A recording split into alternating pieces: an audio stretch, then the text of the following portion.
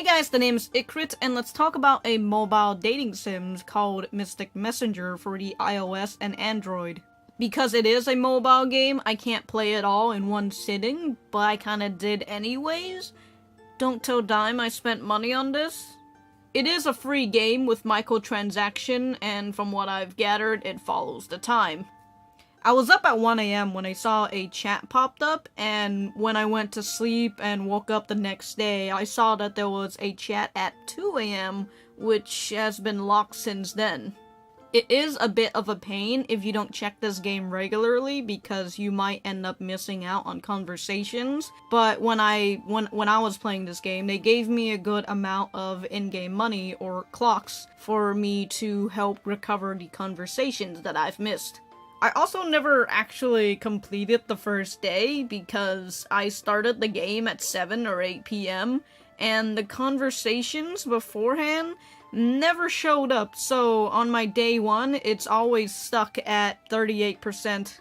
That's my gathering of how this game works anyways, but I did finish it in 2 to 3 days instead of 11 or 12, if I can remember correctly. So rather than the conversation in the chat room, there are also messages that they send and calls to pick up from them. It's basically like having a second cell phone. They also got a time limit on them too, so you better respond to them ASAP.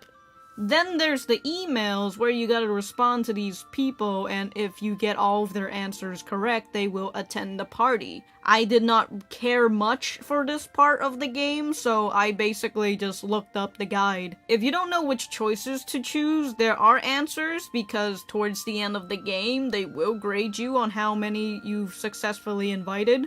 So getting that gameplay out of the way, let's talk about the story itself. It is split into 2, the first one being the basic story, and the other one is a deep story. Seven and Jumin are a part of that deep story. These 2 routes are locked, which I assume will be available when you complete the other routes, or if you just cough up the money. The prologue starts off with you getting a text from a mysterious person who wants you to break into someone's apartment. Obviously, you agree to it, because why not? Then after that, you're stuck in the apartment for a long period of time, and you get to chat with pretty boys. They never explain the apartment situation as well. Like, do we have school? Do we work? They don't want us to leave because they don't want people to know where this apartment is. Essentially, we're missing for almost 2 weeks. Then there's the chat room itself. Props to Cheritz for making a game about young people and are actually able to keep it up. The chat looks like it's occupied with actual people and not something a middle-aged man think kids would say. Although, I have to say, who have stickers of themselves? And voices too for those stickers? Who records themselves for stickers? I don't know, must be a Korean thing. You get choices laid out for you as you pick the one that pleases the person you're going for. There are a couple of choices I've encountered that are a bit difficult, but the rest are pretty easy. I went for Jaehee because, of course, you give me an Otome game and not expect me to choose the female route. So when you're on her route, it's completely laid out for you. It's either you take her side or you take Jumin's. Forgive me if I butcher these Korean names, because I do it every time.